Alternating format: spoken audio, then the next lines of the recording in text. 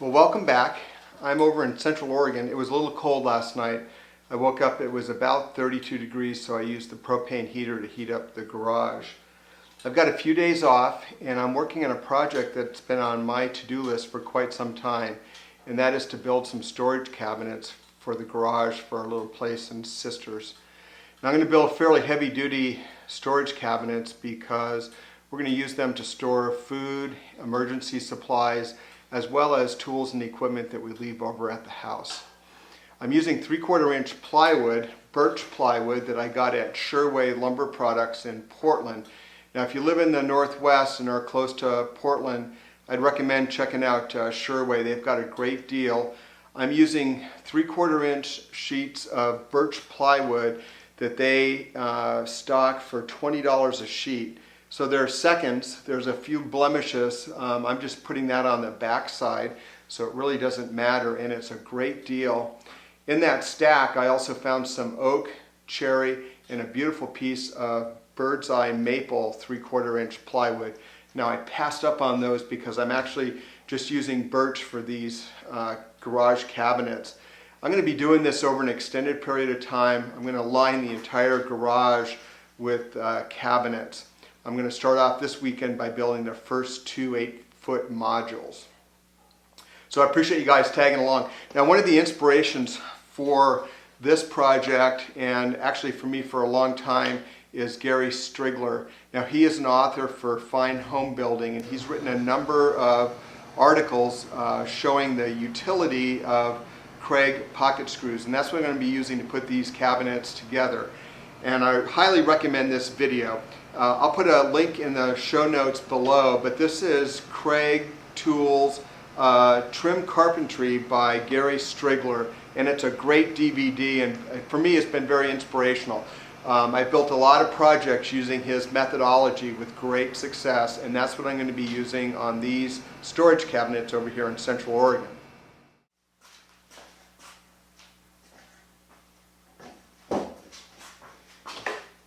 Now the track saw that I ended up getting is the Festool TS-55. Festool makes 2 track saws, the 55 and the 75.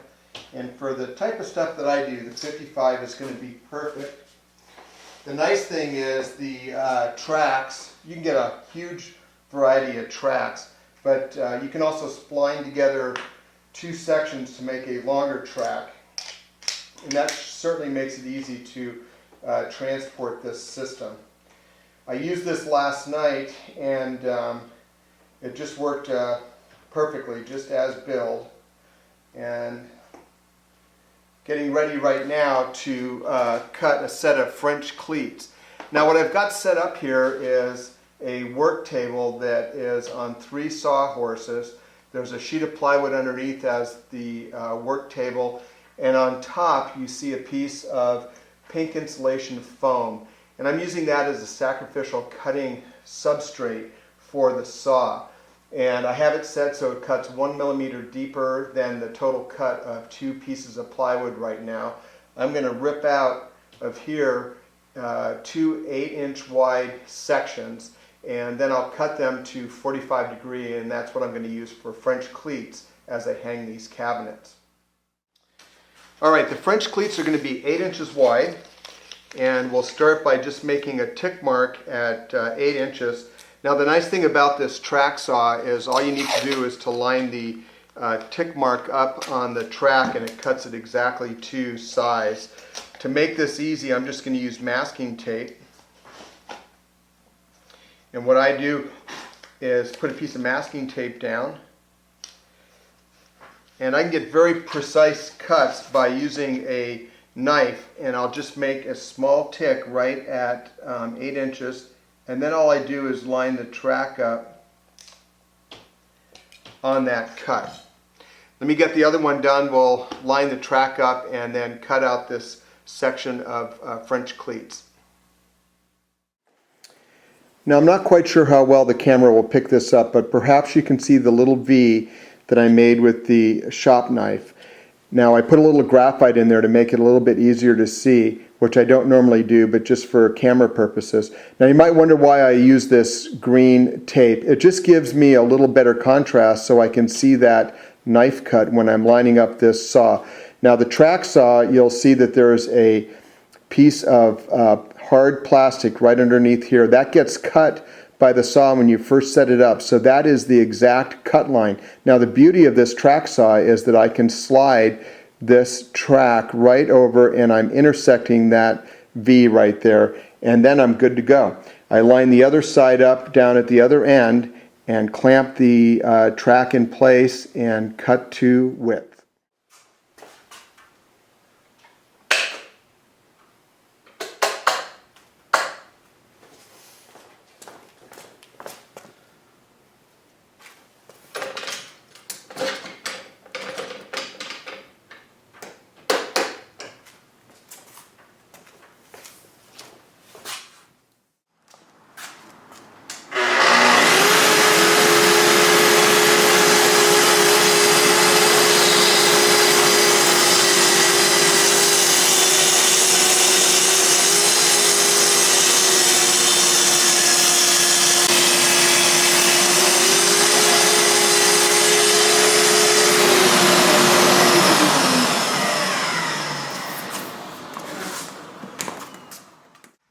Okay, I've cut all the stock out for the French cleats, and actually I made a couple of extra because while you're cutting this material, it's better just to keep moving through.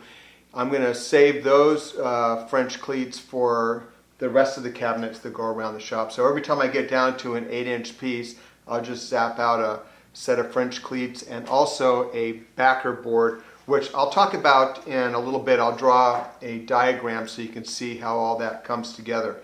Now the French cleat material is 8 inches wide, and it's a little too narrow to use with the fence. But what I did is I just took one of the backer boards, laid it up against the French cleat, and I'll just put a piece of masking tape down on it just to keep it together when I'm moving the fence around.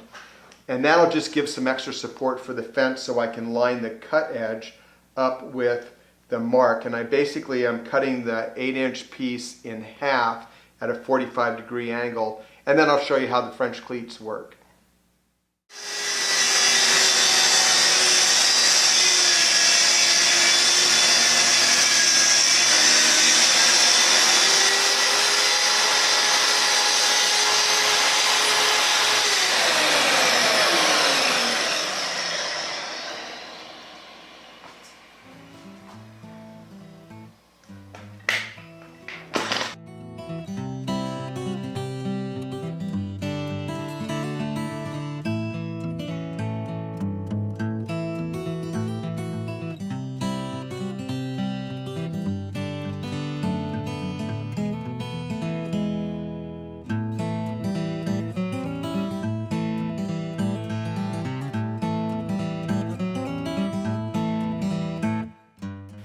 Okay, well there you have it. 2 French cleats cut fairly quickly.